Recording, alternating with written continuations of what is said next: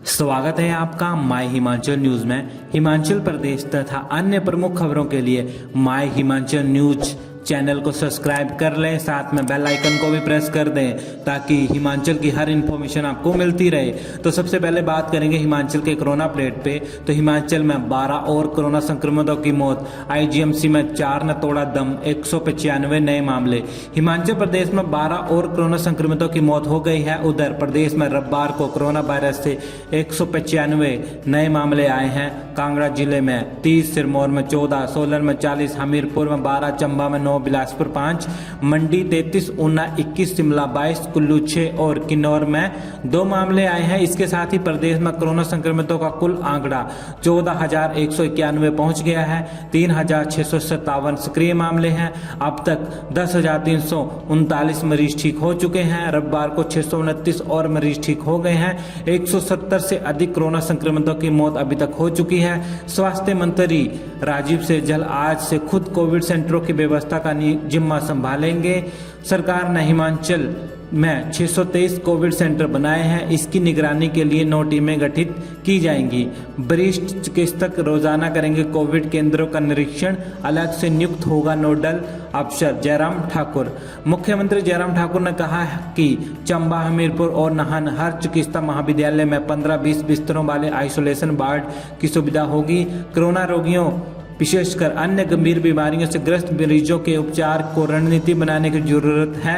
उन्होंने वरिष्ठ अधिकारियों चिकित्सा को कोविड-19 रोगियों के उचित उपचार को प्रतिदिन स्वास्थ्य जांच करने के निर्देश दिए।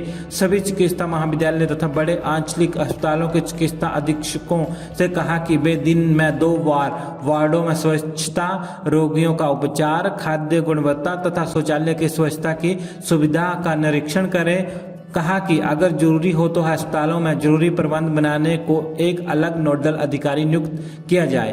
कोरोना संक्रमित बहनों को नहीं देने दी परीक्षा। 2 सगी बहनें रविवार को नालागढ़ में ईओ की परीक्षा नहीं दे सकी। ये दोनों कोरोना संक्रमित थी। दोनों ने बताया कि उन्हें प्रदेश पब्लिक सर्विस कमीशन की ओर से स्वीकृति मिली हुई थी। उनके पास कमीशन की मेल भी थी और उन्हें कंट्रोल रूम से भी आश्वस्त किया गया था कि उन्हें परीक्षा देने के लिए अलग से व्यवस्था की जाएगी, लेकिन उन्हें परीक्षा केंद्र से लौटा दिया गया। चंडीगढ़ के सेक्टर 15 में रहने वाली दोनों बहनों ने बताया कि उन्हें ईओ के लिखित परीक्षा के लिए आवेदन किया था। 22 सितंबर को उन्होंने HPPSC को सूचित किया कि उन्हें कोरोना संक्रमण है, जिस पर कमीशन के अधिकारियों ने उन्हें मेल पर सूचित करने को कहा गया। उसके बाद इन दोनों बहनों ने फोन से भी अधिकारियों को सूचित किया। अधिकारियों ने उन्हें आश्वासन दिया कि उपायुक्त सोलन को सूचित कर दिया गया है और उन्हें परीक्षा केंद्र में बैठने की व्यवस्था कर दी जाएगी। इन दोनों बहनों ने पहले चंडीगढ़ प्रशासन से हिमाचल आने की स्वीकृति ली। मेरे होते हुए नहीं होगा गगल हवाई अड्डे का विस्तार। पवन काजल। गगल हवाई अड्डे का विस्तारीकरण किसी भी हालत में नहीं होने दूंगा और जब तक मैं विधायक हूं तब तक किसी को विस्थापित नहीं होने दूंगा। ये बात विधायक पवन काजल ने रविवार को एक पत्रकार वार्ता में कही। उन्होंने कहा कि वे हवाई अड्डे के विरोधी नहीं हैं, लेकिन उसके लिए कोई और जगह देखी जाए, क्योंकि मौजूदा जगह का विस्तारीकरण करने से 1000 से ज्यादा परिवार प्रभावित होंगे। उन्होंने कहा कि प्रदेश में doctor Rajendra Prasad medical college दूसरा बड़ा स्वास्थ्य संस्थान है और यहाँ पर 4-5 जिलों से लोग अपना इलाज करवाने आते हैं। उन्होंने कहा कि सुपर स्पेशलिटी विभाग कोविड सेंटर बंद कर रह गया है। उन्होंने कहा कि टांडा में मात्र कोविड सेंटर बनने के से दिल की बीमारियां, कैंसर आदि रोगों के लोग कहां जाएं। आयुष्मान व हिमकेयर कार्डों द्वारा किसी रोगी का इलाज निःशुल्क नहीं हो रहा है। केवल सरकार द्वारा बड़ी बड़ी बातें कर रही हैं, परंतु जमीनी हकीकत कुछ और है। टांडा में डायलिसिस की मशीन तो है, परंतु इसका प्रयोग नहीं हो रहा है, जिससे रोगियों का कोई लाभ नहीं मिल रहा है। अब 1 नवंबर को होगी सेना भर्ती की प्रवेश परीक्षा। सैनिक सामान्य ड्यूटी की भर्ती के लिए हिमाचल के बिलासपुर, हमीरपुर और ऊना के चयनित उम्मीदवारों के लिए सामान्य प्रवेश परीक्षा अब 1 नवंबर को होगी। पूर्व में कोरोना महामारी के चलते प्रवेश परीक्षा स्थगित कर दी गई थी। अब ये परीक्षा 1 नवंबर को होगी। परीक्षा के दौरान कोरोना से बचाव को लेकर सभी नियमों का पालन करना होगा। नियमों की अनदेखी करने वाले उम्मीदवारों को परीक्षा केंद्र में बैठने की अनुमति नहीं दी जाएगी। सेना भर्ती कार्यालय हमीरपुर के निदेशक कर्नल N. सतीश कुमार ने बताया कि उक्त सामान्य प्रवेश परीक्षा संचालन के लिए परीक्षा स्थल और स्थान बारे आवेदकों को उनकी पंजीकृत ईमेल आईडी पर सूचित किया जाएगा। उन्होंने आवेदकों से अपील की कि वे JIA की वेबसाइट में पंजीकृत अपनी ईमेल आईडी को नियमित देखते रहें। चयनित अभ्यर्थियों के मौजूदा रोल नंबर अब बदल दिए जाएंगे और नए रोल नंबर परीक्षा स्थल पर ही उपलब्ध करवाए जाएंगे। हिमाचल को कहां से लग गई मास्क न लगाने की लत, पुलिस को लेना पड़ा ऐसा एक्शन। कोविड-19 के दौरान फेस मास्क न लगाने वालों पर शिकंजा कसा गया है। इसके तहत अभी तक पुलिस ने 725 चालान किए हैं और 1.24 लाख रुपए की जुर्माना राशि वसूल की गई है। दरअसल सरकार ने SMS यानी कि सोशल डिस्टेंसिंग, मास्क में सैनिटाइजेशन का त्रिसूत्रीय फार्मूला दिया है, जिसकी अनुपालना सभी के लिए सुनिश्चित की गई है, क्योंकि जब तक वैक्सीन नहीं आती तब तक यही फार्मूला कोरोना से बचाव का एकमात्र विकल्प है। ऐसे में नियमों का उल्लंघन करने वालों पर पुलिस की पैनी नजर है और जहां भी अवहेलना पाई जा रही है चालान किए जा रहे हैं। कोरोना के बढ़ते मामलों पर विक्रमादित्य ने जताई चिंता, सरकार पर जड़ा ये आरोप।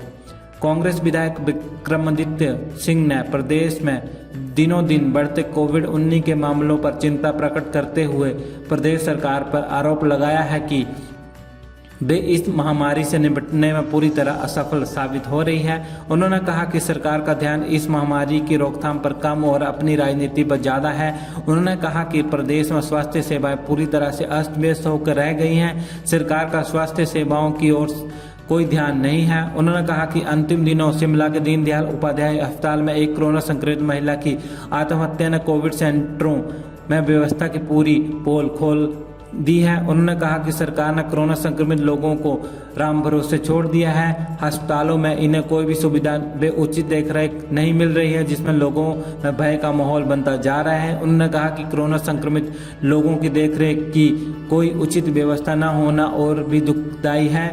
आज प्रदेश में जिस प्रकार कोरोना से मौतों का आंकड़ा बढ़ता जा रहा है, वे प्रदेश के लिए बहुत ही चिंता का विषय है। JP नड्डा की टीम में हिमाचल प्रदेश को नहीं मिली जगह। भाजपा के राष्ट्रीय अध्यक्ष जगत प्रकाश नड्डा की तरफ से घोषित केंद्रीय पदाधिकारियों में हिमाचल प्रदेश से किसी भी नेता को शामिल नहीं किया गया है। हालांकि पूर्व में प्रदेश के संगठन महामंत्री रहे महेंद्र पांडे को उत्तराखंड राज्य की तरफ से केंद्रीय कार्यालय सचिव बनाया गया है। इस कार्यकारिणी में पहले पूर्व प्रदेश भाजपा अध्यक्ष डॉक्टर राजीव बिंदल को स्थान दिए जाने की आस लगाए जा रहे थे, लेकिन फिलहाल उन्हें कोई दायित्व नहीं सौंपा गया है। ऐसे में आने वाले समय में राष्ट्रीय स्तर पर संगठन उनको कोई दायित्व सौंप सकता है। उल्लेखनीय है कि हिमाचल प्रदेश सरकार में 2 बार मंत्री रहने के अलावा अन्य महत्वपूर्ण पदों पर रहे नड्डा के राष्ट्रीय अध्यक्ष बनने के बाद प्रदेश से किसी अन्य नेता को राष्ट्रीय स्तर पर दायित्व सौंपने जाने की संभावनाएं कम थी।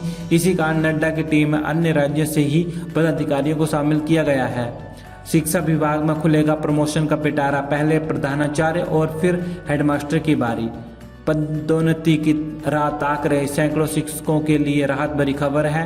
शिक्षा विभाग में जल्द ही पदोन्नति का पिटारा खुलने वाला है। सोमवार को पदोन्नति की पहली सूची जारी हो सकती है। 510 के करीब लेक्चरर और मुख्य अध्यापक को पदोन्नत कर प्रधानाचार्य बनाया जाएगा। प्रधानाचार्य के स्टेशन और अलाउट करने के कार्य को अंतिम रूप दिया जा चुका है। शिक्षकों की वरिष्ठता को लेकर मामला कोर्ट में विचाराधीन होने के कारण विभाग में वर्ष 2018 से पदोन्नति की प्रक्रिया रुकी हुई थी। ऐसे में शिक्षा विभाग ने स्कूलों में स्थायी व्यवस्था बनाते हुए उप प्रधानाचार्य को कार्यवाहक प्रधानाचार्य का जिम्मा दिया है। शिक्षकों का कहना है कि पदोन्नति न होने से उन्हें हर महीने 4 से 5 हजार के करीब वित्तीय नुकसान हो रहा है। ये नुकसान वेतन के साथ साथ सेवानिवृत्ति के बाद पेंशन में भी होगा। सचिव शिक्षा राजीव शर्मा का कहना है कि प्रधानाचार्य के पद पर पदोन्नति की प्रक्रिया को अंतिम रूप दिया जा रहा है। जल्द ही ये सूची जारी कर दी जाएगी। तो वीडियो को लाइक कर दीजिएगा, चैनल को सब्सक्राइब कर दीजिएगा। जय हिंद, जय भारत।